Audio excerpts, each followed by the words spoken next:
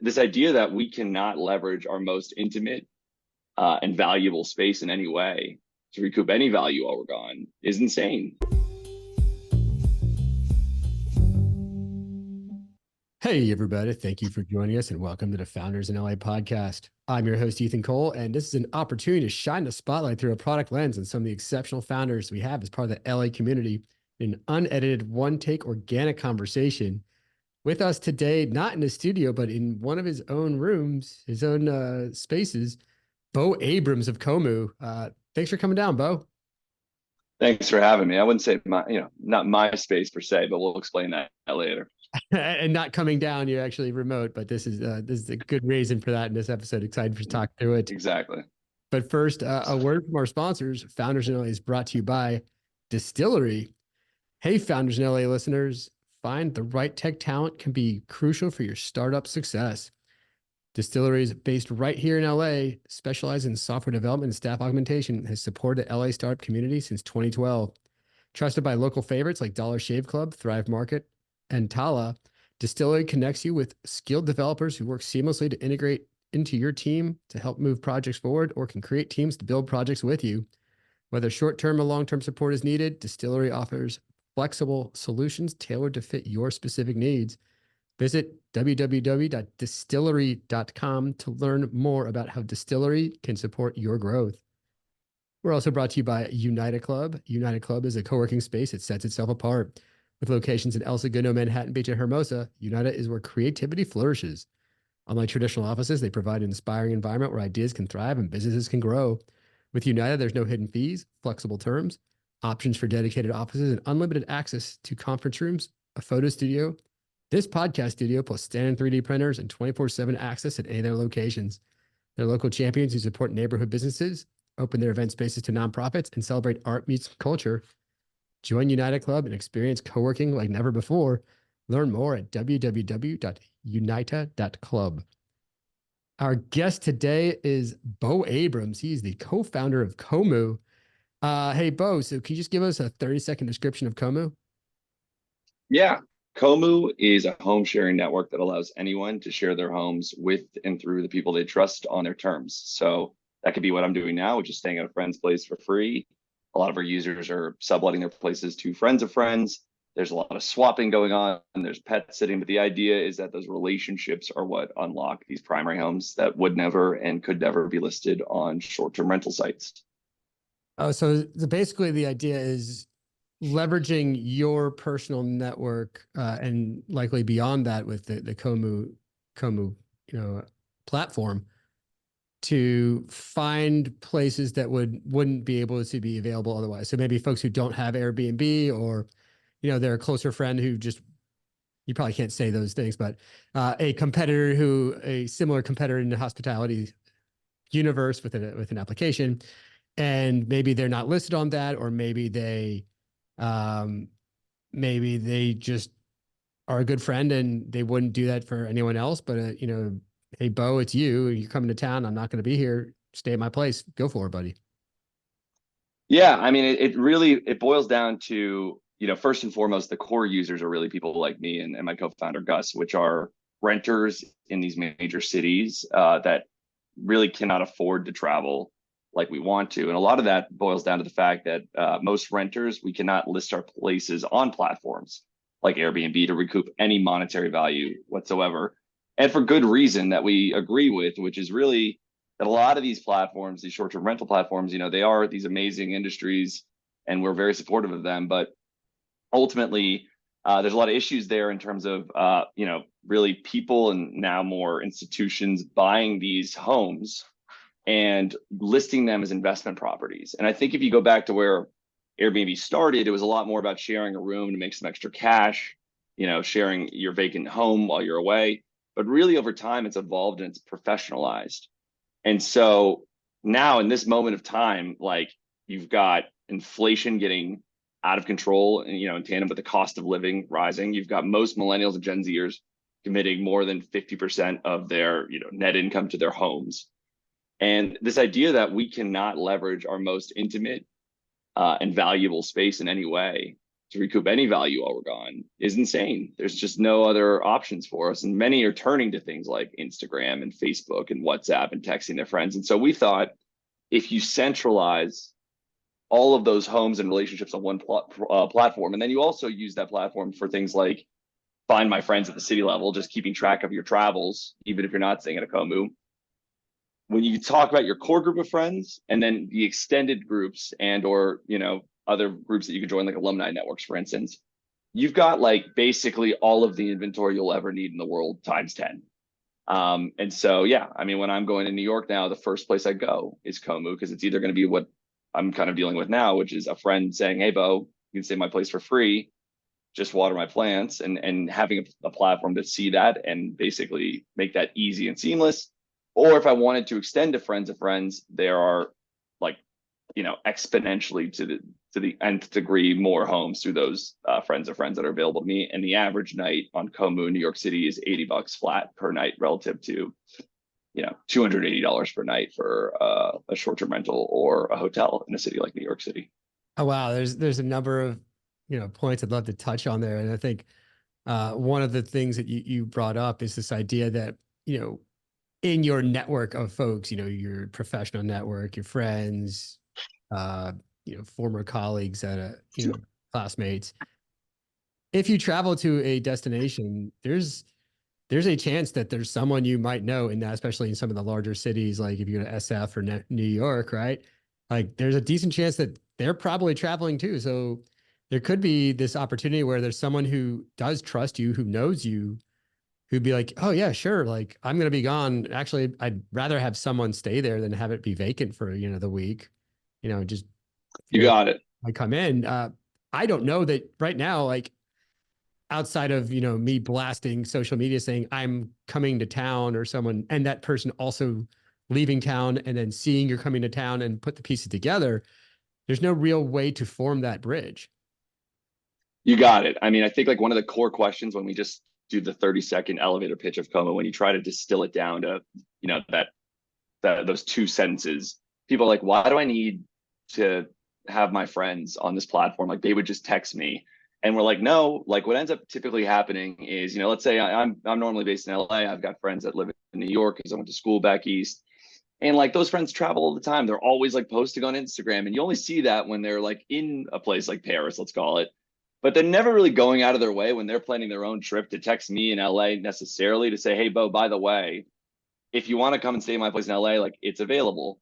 And the way they would, do that on kommu, apart from like all the tech that we're actually building in to automate that, and see that, if you want to let your network know about your travels, is that they're basically using it to tell their friends that they're going to Paris ahead of time to look for those recommendations for a social purpose, right? To say who might be in Paris at the same time as me. And Right. really that is fundamentally a sort of different value prop, but it is this what we know. It's this idea that we travel now to connect. Like when we go on these trips, it's not just to be tourists, it's to see the people we haven't seen in a long time and maybe find a friend of a friend that, might make it feel less like lonely when you're in these new cities, and grab dinner with. And that creates home inventory and liquidity. Now it's that, that person's home in New York is theoretically available to me. And I might inquire about it. And it gets rid of the awkwardness, like at the friend level. Obviously, when we get to friend and we talk about groups and whatever, like that's a preferred sort of distribution and distance of trust where like you still trust that person through that mutual connection, but you also don't feel bad charging them and saying, hey, like, I'm just trying to make my rent back. But at the core, we're really saying like, even if you just had your 10 to 15 closest friends on there that lived in different cities and you were using this to keep track of who's visiting, who's traveling where there might be spaces available to you. And even when you're rich and you have your spare bedroom, that's like the long-term goal of kommu. It's this idea that like that social network is incredibly valuable. And all it does is help you connect with the people you love and care about when you're traveling. Yeah. And you're making use of, there's value built into your life right now. And you mentioned, millennials are spending upwards of 50% of their income on their rents, but there's nothing they can do about it. How to make the most of that cost or that value of that thing that they already have in their life. And kommu is helping them use that for their own travels and for their friends to come travel and build this kind of reciprocity into it. Bo, I gotta ask, like, how did you end up here building this?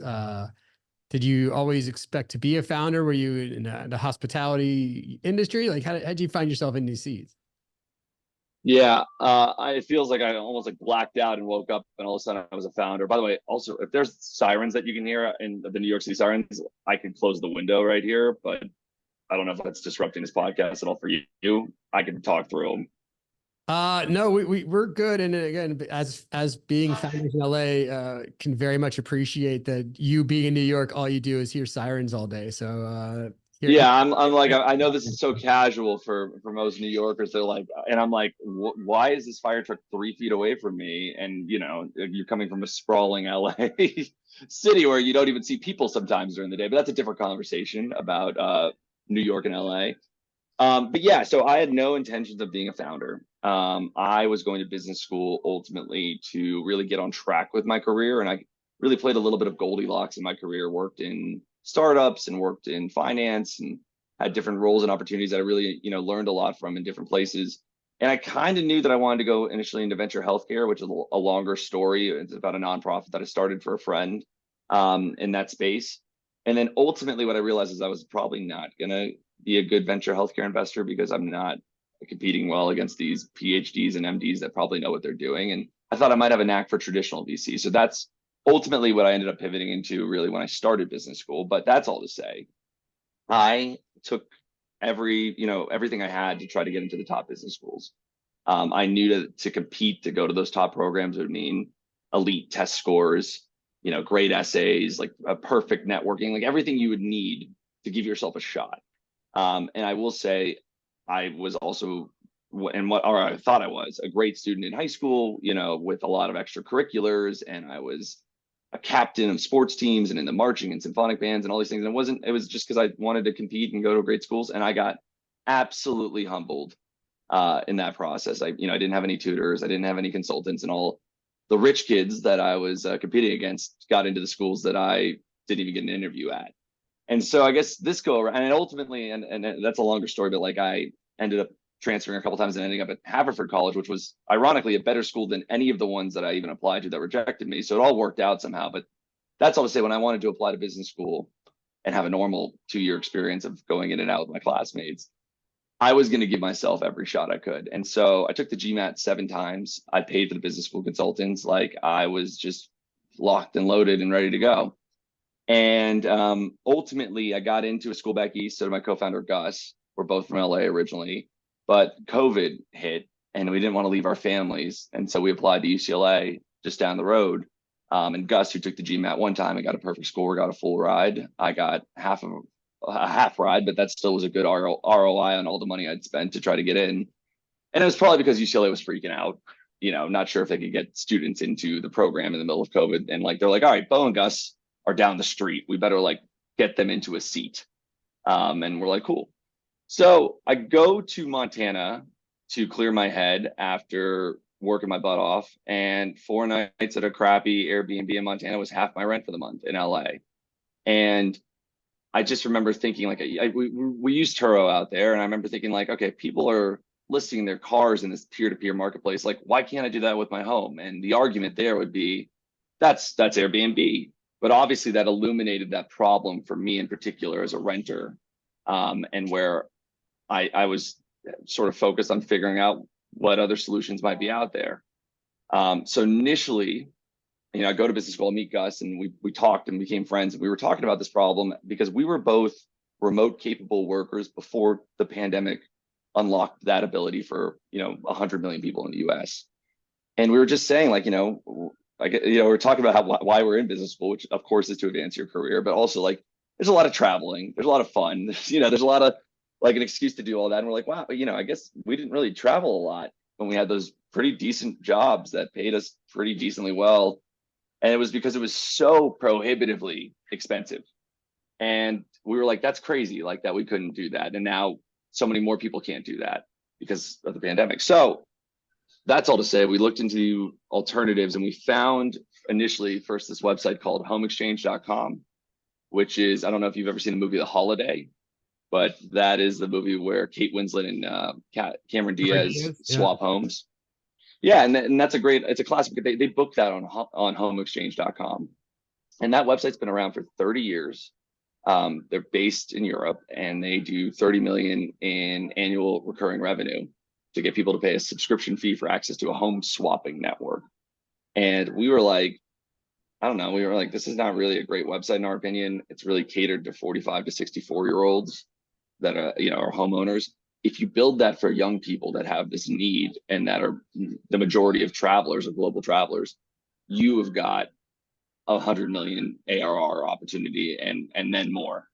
And that's how we started. We started as a company called Swap like Swap Apartment, SWAPT, Okay. and it was a young person's concept of that of home exchange. And I guess through all of that iteration through business school, ultimately we found this broader opportunity to build this social based platform, which is now today Kommu. And what's cool about that is even now, like we have a home swappers subgroup of this broader socially based platform where we believe, being the platform is the ultimate winner here, where we can make, all of these different companies that exist, all of these behaviors that we see actually out in the market sort of come on to this one platform that has massive staying power and differentiation in that.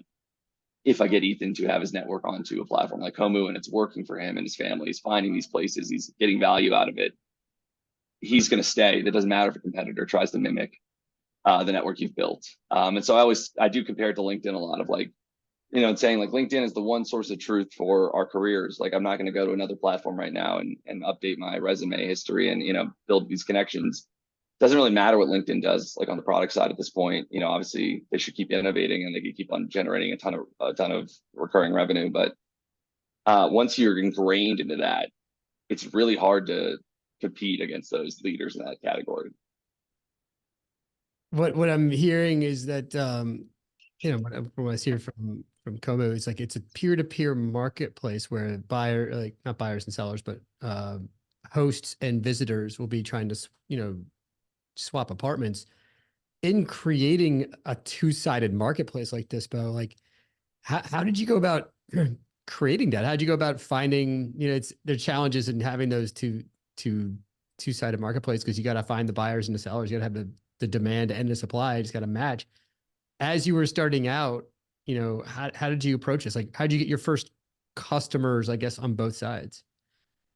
Yeah, and to be clear, we even shy away from saying things like swapping now because that was like truly what we were. And these swapping platforms, for the most part, they are, basically a synchronous swap where you and I are trying to line up dates and home value becomes a thing where we're like, okay, we want to swap homes directly. Or there's this asynchronous swap, which really is just a mask for a sublet where there's like a point system involved. And there was a lot of issues with that, right? Like there was a lot of like, how do you get the right timing in this two-sided marketplace and value of home? And so when we then pivoted and really expanded to more of this platform where it's dynamic, where theoretically a good example would be like, let's say Ethan, you're leaving LA and you're going to New York and you're looking for a place on Kommu, you find somebody in New York, great, and you booked it. Now your place in LA, let's say it's available, that can be filled by anybody anywhere, right? It doesn't need to be a direct one-to-one swap. It could just be that you now are charging your cost, right, for your place to be filled. So that was like I would just say like a product adaptation and an opportunity that made this a lot easier for us because it did like, yeah, a user can be a buyer and a seller, but oftentimes in that moment when they're coming to Kommu, they are one or the other. And we can go after them in different ways. Initially, we built a little bit of a following for Swap. That was, we did the classic, like, build a wait list and start making content on socials and sort of validate like some of your core assumptions, at least like from a marketing perspective. And a lot of people were very like, oh, I really want something like this. I've been waiting for something like this. But then when we transfer them over to like when we reached out to them, we're like, hey, and we gamified that, by the way. Like I can get into that, but like we're like, we got to get this wait list bolstered in some way. And so there was like a tool we used to basically make it so that you would be moving off the wait list if you were at the top of this leaderboard by inviting friends. And so we're like, you're thinking for the first time, you're like, man, we are smart founders. Like we know what to do, like obviously. And then you get to that point where you launch your first, public MVP, which was when we launched in like January 2023. which was just initially home sharing with friends, just to validate some core hypotheses and assumptions there. And nobody except for our friends downloaded Kommu. Like there were people at the top of that wait list that were like strangers that we didn't know, and we were so excited, and they ghosted us so hard in so many ways. And Gus and I were just like, what on earth are we gonna do? So then, and by the way, I will say just before before I move on, like we did do a lot of things without building the product first, right? We did do a lot of like building a landing page that like you would put some information into, and then we would go on the back end with this data and try to like pair together potential matches for swaps, right? A lot of just like what are the friction points that come up there? Like, is there enough liquidity? Like, how much liquidity of homes do you need and users do you need to actually make this thing work?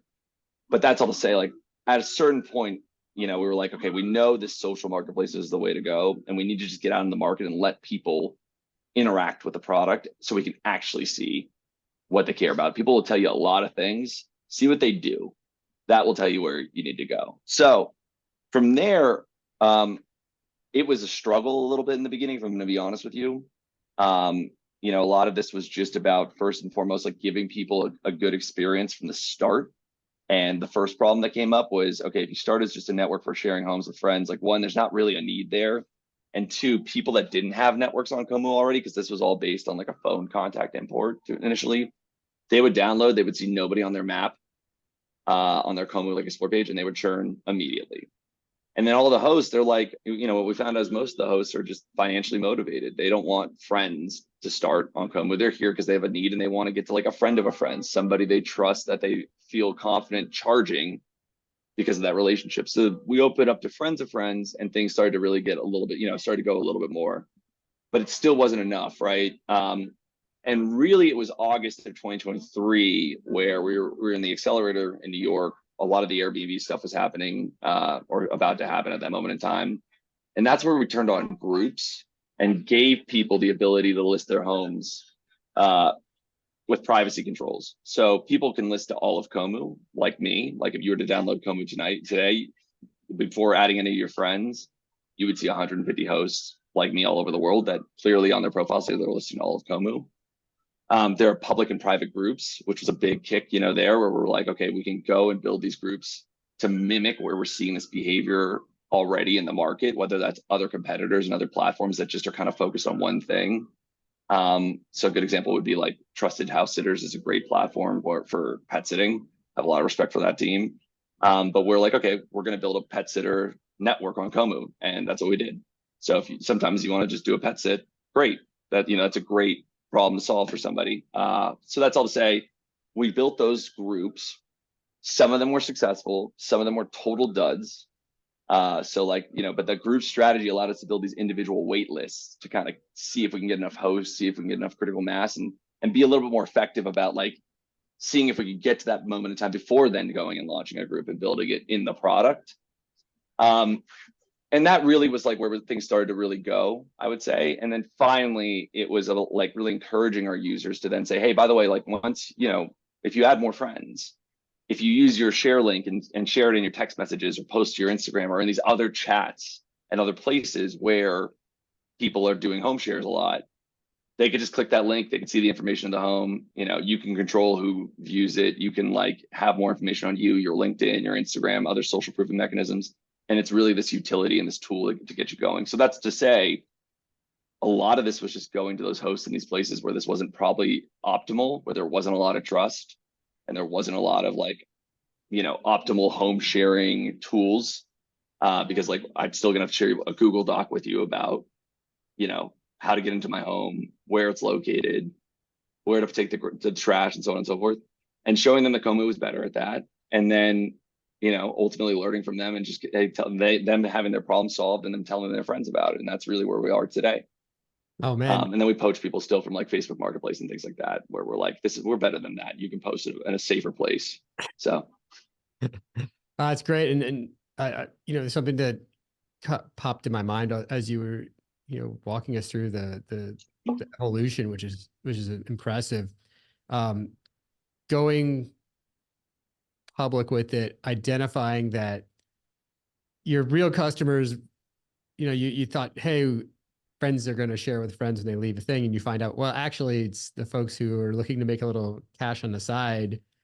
Those are the real customers, and it's kind of a, you know, not to say, you know, is everyone learns on as they build these things, because you never know how people are going to react. So it's like kind of a classic. Your customers don't even know what they want, or you're not even sure what they want until the rubber hits the road and you identify, you know, where am I seeing traction? How am I doubling down? So for you guys to then see that and say, oh, okay, it's not about connecting friends who are leaving, it's creating interest groups of people who are, you know, like the dating app Hinge, you're like one person removed, there's that trust factor. So how do I incorporate the trust factor, but then keep people at arm's length enough so it's still really interesting and valuable to them? Yeah, and if you look at Hinge too, like eventually it did open up to become more of a sort of, you know, beyond friends platform. But I think no matter what, like exactly what you said, like the brand of Hinge has always been about trust. And I think it's by far and away the best of the dating apps out there right now. But yeah, like in our case, right, it's really that you see that our best users, our most engaged users that save tens of thousands of dollars a year, that are inviting all of their friends and that are, you know, really evangelizing Komu, they do add their friends, right? They do like take that extra step and they really see that long-term value. In the meantime, like we basically were like, hey, we're not afraid to show our hand and show you like that there's tons of people that just want to sublet their place or find, you know, find a swap or whatever it might be, and that are open and trusting of what we've built, in that like we've done everything we can up to this point before actually charging and like verifying and doing all these things that would like be more, you know, create even more trust. But that would like people are just open to like getting to know people that they probably are connected to in some way and doing this. And then from there, it's just everything above that is gravy. Just like, you know, more and more homes available to you, more and more guests available to you by connecting. And that's really the goal. Oh man, so what's next for Como? Yeah, I mean, we are really trying to close out this round to basically turn on a lot of the core services that our users are asking for. Like, I think typically, like if you look at dating apps and things like that, you know, it's funny. I've talked to investors like before, and a lot of them are a little bit more old school, and like you're talking about more traditional businesses, not like. And again, I didn't see myself as a founder. I used to be a VC. I never thought it'd be like in such a space where I thought it was truly like so disruptive and has so much scale, if you know, if we go seize the opportunity ahead of us. But you know, these traditional businesses are a lot easier to really gauge and like map out your path to really, let's call it $1 billion in revenue is what a lot of the VCs would be looking for in terms of like your TAM. And it was funny. Like I remember talking to some investors that would be like, "Bo, I don't know how you are going to monetize this." And first and foremost, I will say, like, if you just look at Home Exchange or Trusted House Sitters or some of the competitors in the market, it's very obvious that there's a subscription model available there that does have a tremendous amount of potential. And you're talking about these travelers that are traveling a lot, so they're like glad to put their card down to, you know, underwrite this platform because of the fact that they are saving so much money Right. because they travel so much. And so like that was already like annoying in the first principle argument of like, hey, if I was a VC and I was evaluating Komu or some of these competitors, like I would have a first principle belief that there's a tremendous opportunity here in that model. But that being said, like I remember that I got that question first, and my first response was exactly that. It was, hey, I paid for 4 different dating apps over the last year.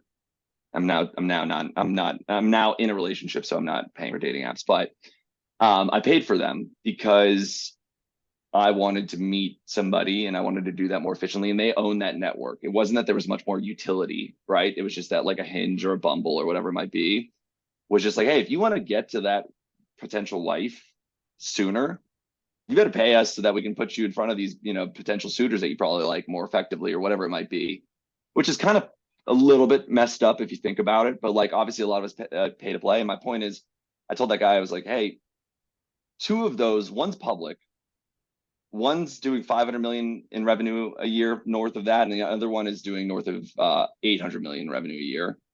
The others I'm sure are doing very well.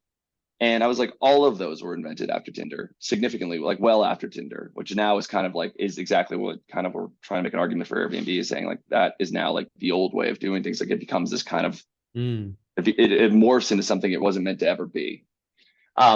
So those are networks that don't even have that utility. They just kind of have the data and they own the access and they own, the distribution so that they know we're willing to pay as consumers to solve whatever problem we have, in this case, dating problems faster, even though they keep you on there for a very, very long time to do that.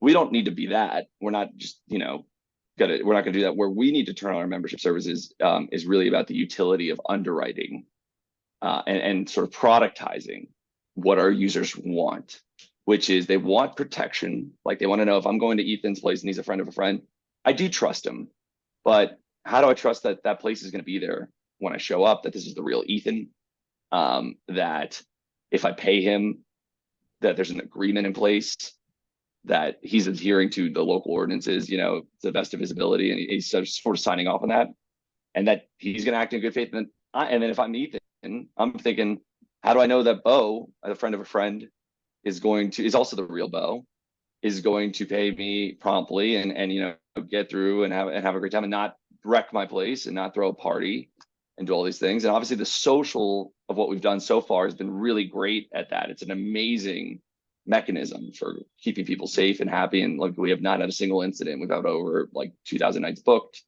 over 250 stays at this point, not a single problem.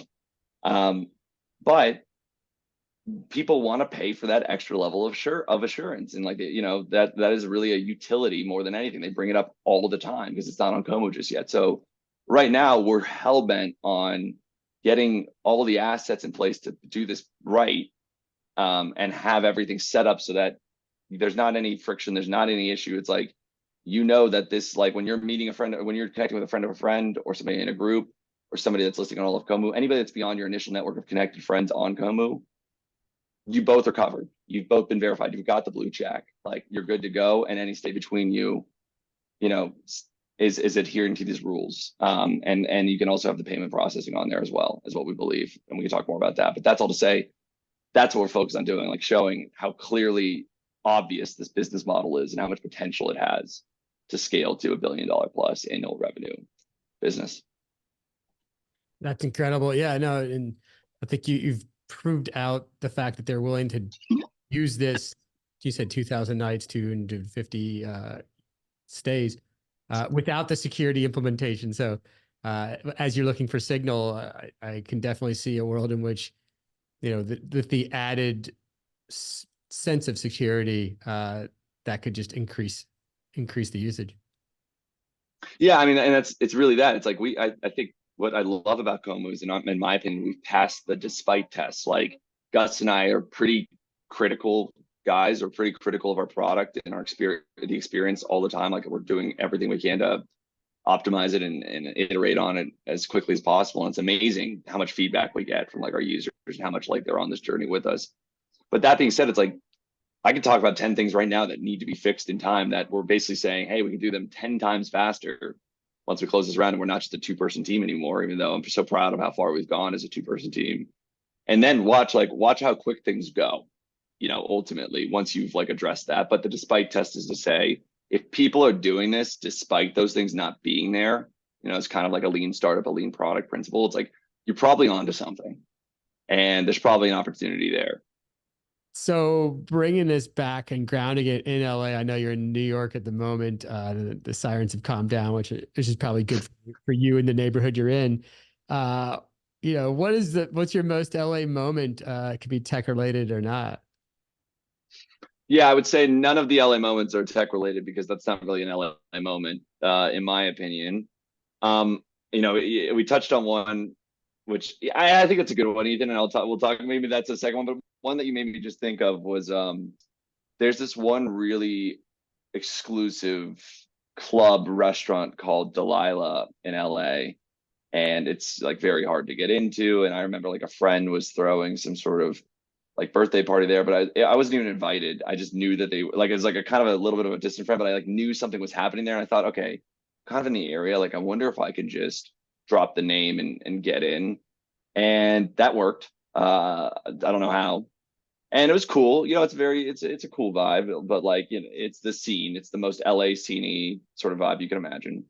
And then all of a sudden I see first I see Toby Maguire, and I know that Toby is very close friends from like childhood with Leo, but I'm not even really thinking about that. I'm like, oh, that's cool. That's Toby Maguire. I've seen him plenty of times in LA.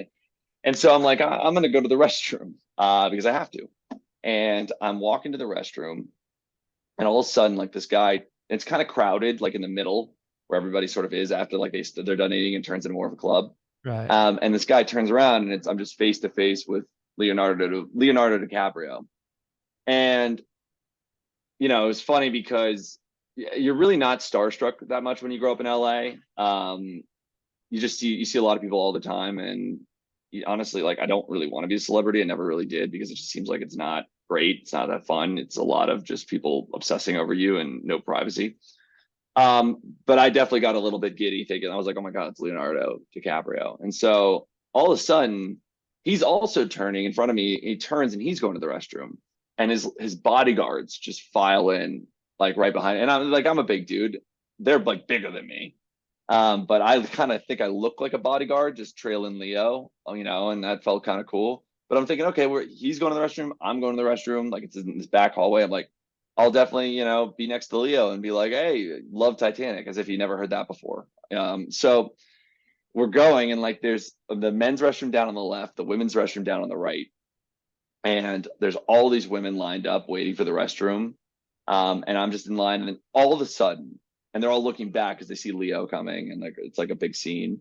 All of a sudden, he veers off. I swear to God, into like this secret door, or like like right to the left, and like everybody follows him immediately. They know exactly where he's going. Obviously, to some like back room or whatever, some celebrity part of this club. And I know that I have a few options here, right? Option one is just to pretend like I didn't know what was going on and to follow them in there and think that it was the restroom and run the risk of getting beat up, but also the risk of having the greatest LA story and night of my life. So that was option one. Option two was just to continue on going to the restroom down the hallway and just, not break stride, and everybody would be like, oh, that guy was just behind that crowd. And option three was what I did, which was I froze, being like, what do I do? And then all the women are looking at me, and they're like, oh, you clearly were just like a weird dude following Leo. And I was just like, I gotta get out of here. And I literally immediately left. I was like, this is so embarrassing. I'm like such a little celebrity following loser. And so that was a cool LA moment in that like I broke all of my rules, and then I also did the worst decision instantaneously in the moment possible, which was freeze and panic and Oh man. and make it obvious. Or option four, and Yeah. it's so easy from the sitting in a chair. You just be like, hey, catch you later, Leo, and just walk casually to the bathroom with all those women watching you. Be like, oh my God, he knows Leo. All cool options. All would have been better than looking like a weird person obsessed with Leo that was too afraid to go into the secret room. That's a bit, And I did genuinely need to use the restroom. Like I didn't even go finish like going to the restroom. So like that was just I think I went to there's a great Mexican restaurant across the street, like a kind of like divey Mexican spot, which in LA, for those of you that don't know, the best Mexican food is the place where you're like, I should not eat here. It doesn't look safe. Like that is the best food by far and away. And real Los Angeles know that. This place is down the street from where Gus currently lives. So like we still go there. It's amazing. But I remember being in there, just eating that burrito, and you asking to use the restroom, and just thinking, yeah, you know what, this is me. This is who I am. I'm probably not Delilah, and I'm happy with that. I mean, I feel like it'd be just an LA moment just to watch, just to be there watching Leo walk down a hallway full of women and see their reactions to him walking down that hallway. I feel like that It is itself is it very is so cool. true. It's like, when you catch your friend, like I don't know, like when you're younger, there's definitely like beautiful women walking around, and there's like you can't help yourself, and you're like, wow, that's a beautiful woman, that's a beautiful person. And then at a certain point, you grow up, and it just gets, I don't know, for me, it was just way more enjoyable to notice that there was a beautiful woman, and then to watch all the men and all your friends not be able to control themselves and like trying to find secret ways to like look. where like you're just like, yeah, like you just can't turn that part of your brain off, can you? You can't control yourself. And it's the same thing with celebrities. You're like, yeah, I've seen a lot of them. They're awesome, to see live. I think that's cool, but also like it's funny to watch how people react because it's like a social experiment. Like people treat them like they are like it's like currency. Your popularity is really your currency, and that's such a fascinating phenomenon that LA has. Oh, and legitimately movie stars, you run them in line to the bathroom. So thanks so much for sharing, Bo. Really appreciate you taking the time to meet with founders in LA. Where can people find Kommu if they're on their They travel? can find Komu. Well, first and foremost, you can download Komu in the iOS App Store. It's completely free right now. Over 500 hosts globally. My place in LA is always available if you ever need a place to stay and visit and have an LA experience. But Komu is KOMMU. And then if you want to follow our socials, most of our handles are at GoKomu, so GOKOMMU. And then yeah, I'm on Twitter as Bo H Abrams, but like really just follow our socials and you'll see all the cool spots before anybody else does on Komu. Awesome. Well, thanks again, Bo. Yeah, thanks for having me, Ethan. It's been a wild ride. I've known you now for a few years. It's pretty cool to see all that you've done for LA, my hometown. Even though you're a Philly guy originally, so I'm really proud to be on here. Oh, not well. Now I'm a lifer out here, man. I appreciate seeing the growth in Como. This is exciting times for you guys. I'd like to thank our sponsors again, Distillery and Unida. I'd like to thank you all for listening to us. And if you like what you hear, please smash that subscribe button. Thanks again for joining us, and we'll catch you next time on Founders in LA.